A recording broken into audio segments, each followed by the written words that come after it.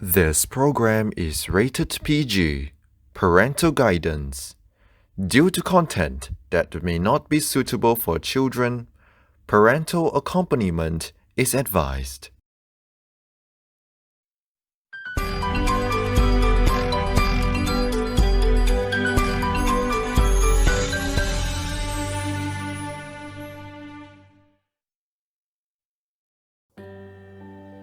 Hello everyone. COVID-19 made many people around the world sad, stagnant, and bland. That is worse when they lose their loved ones to the coronavirus. We often talk about death and loss in a pessimistic light, bland, monochromatic, and sorrowful. But that is not the same in other cultures.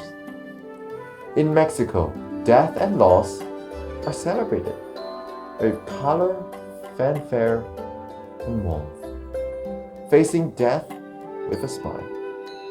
Coming up, we talk to a furry who tells us death should not always be such a dark thing. Celebrate the memories. Be the lighthouse in the dark. Changa, first, thank you so much for joining this interview. Now, feed my curious mind. What motivated you to start this project? Well, it came from my roommate, Mark Merlino, one of the earlier founders of the Fandom, got really moved by the Disney movie Coco, and he decided to build an ofrenda for PawCon, which took place over the holiday. In late October, early November, and he built it with pictures of furries that had passed, and we got permission to put it outside of the dealer's room, and people added to it, and it was very beautiful. There was no PawCon this year due to the state of the world being what it is. We decided to try and build it here. And originally, it was going to be just the photos he had put in there of the earlier, older furries from the Fandom. People like Bob Hill, who was one of the first shooters at the first furry convention, who we lost a couple years ago.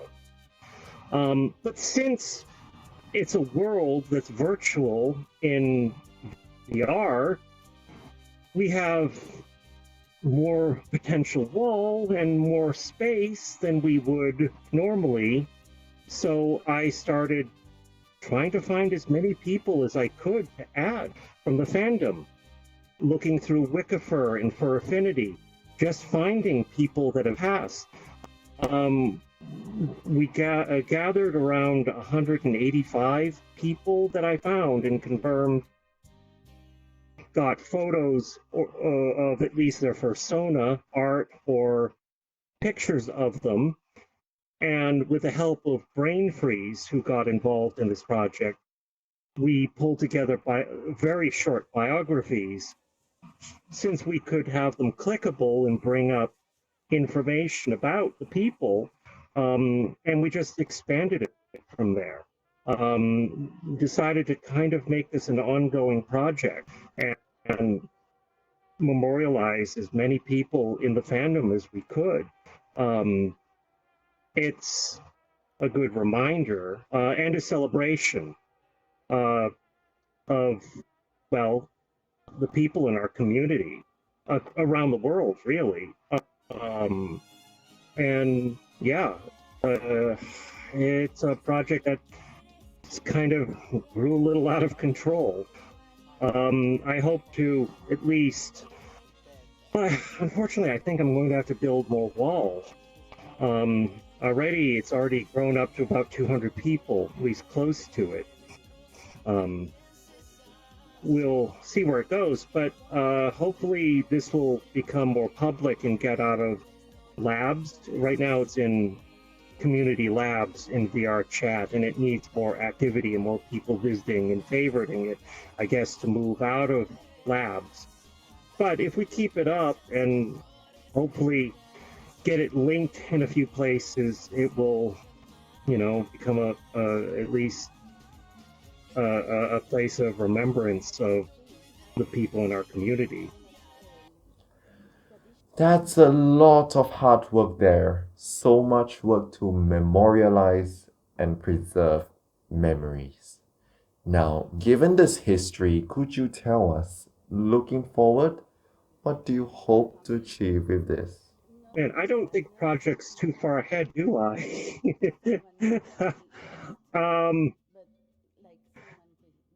Well, God, seeing the response I've gotten so far, and given how hard this year has been, I'm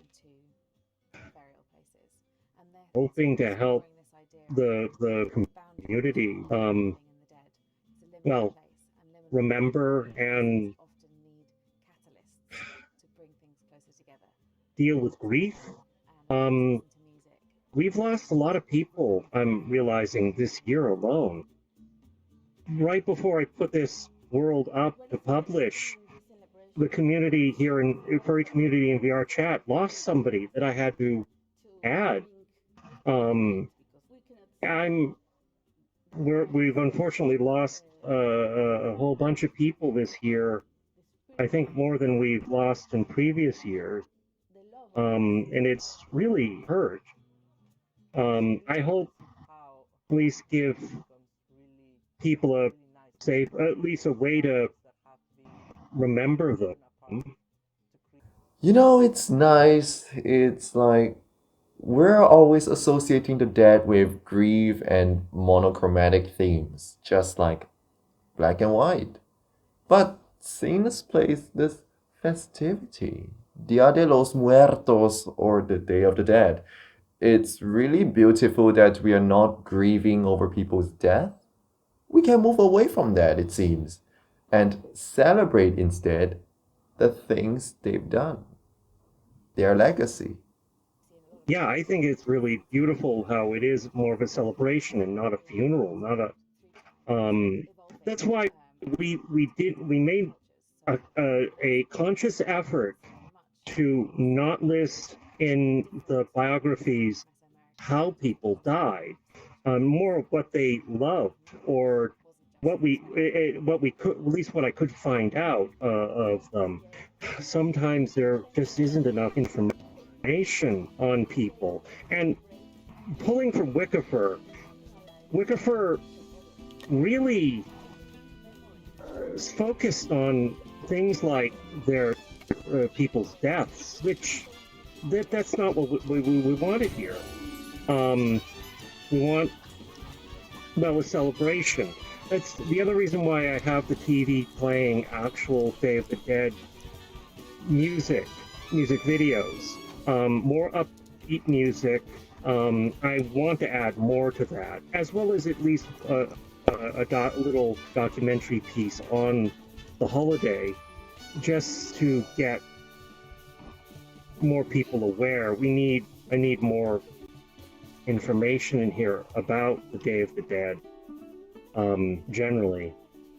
And I have at least several furs in VRChat who are from Mexico who have been a great help in making sure I get more of the details right, because I'm new to it as well.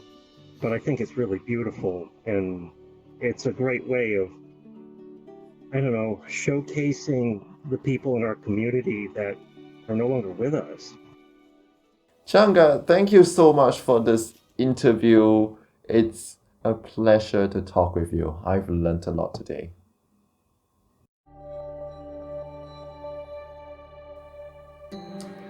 Light over darkness, color over bluntness.